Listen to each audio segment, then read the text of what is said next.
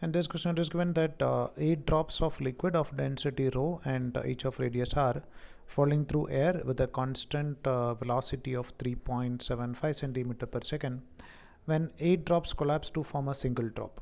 So over here we are considering that there is a single big drop, and which is formed while combining 8 small drops of radius, let's say that is equal to nothing but r.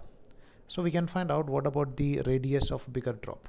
While comparing their volume, we can write volume of bigger drop is 4 by 3 pi r cube should be equal to 8 times the volume of smaller drop, that is 4 by 3 pi small letter r cube.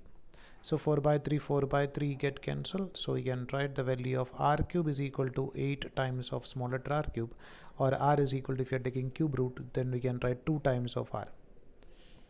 That means the radius is increased by 2 times, the other parameters are same.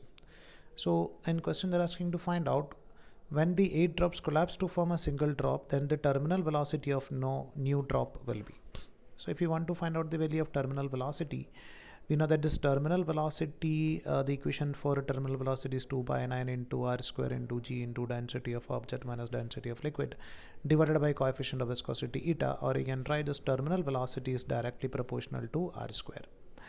Now you can observe that as the radius is increased by 2 times, then terminal velocity is going to increase by 4 times.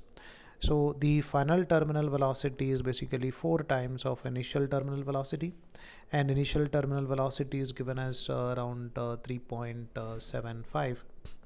So you can write 4 into 3.75, which is going to be 15. So you can write this as 15 centimeter per second, or you can write as 15 into 10 raised to minus 2 meter per second will be the value of its terminal velocity.